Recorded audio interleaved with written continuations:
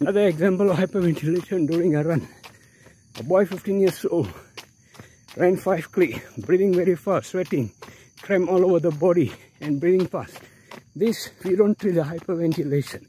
We take it as heat exhaustion and bring the cool place and give isotonic drink. If they can't drink, they can go into heat stroke. You call ambulance, they need a drip.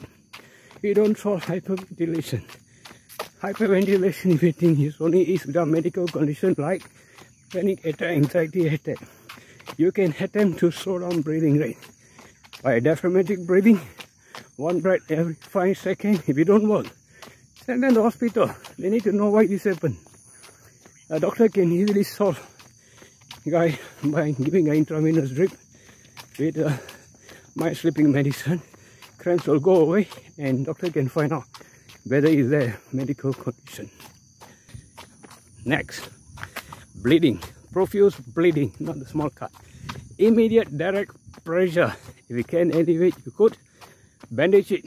Allow the platelets to form clots. Bandage, you might have to send to a clinic or hospital for a stitch. Okay, but there's internal bleeding. Example, head injury, where you see bleeding from the ears, nose, high. This is a worst case scenario where you're going to call ambulance.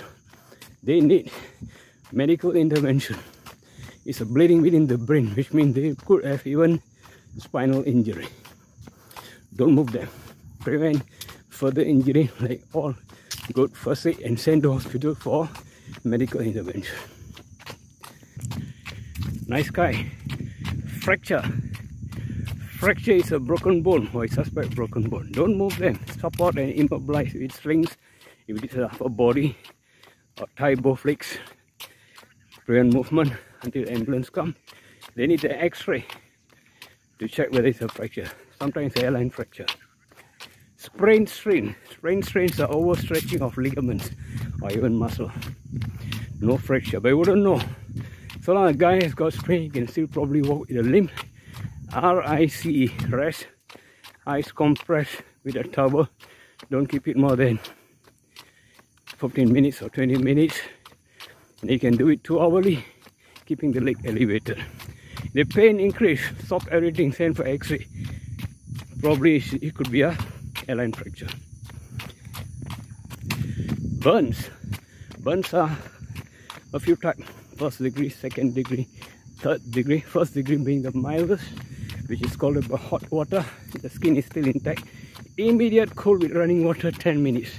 Any constrictors like ring, bracelet, watch, take it off before it swells.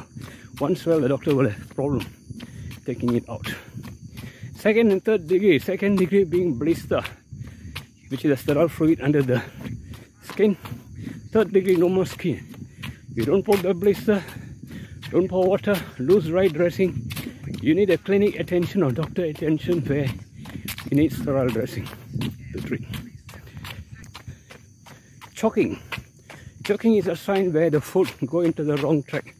We have a gag reflex when it goes to the wrong track, which is instead of gullet into the trachea. Before into the trachea, you will cough. So partial choking, just encourage them to cough. Don't do anything. By the turn total, which means they are unable to speak, breathe and cough, immediately get to them. Ask consent and straight away do Heimlich maneuver, which is known as abdominal thrust.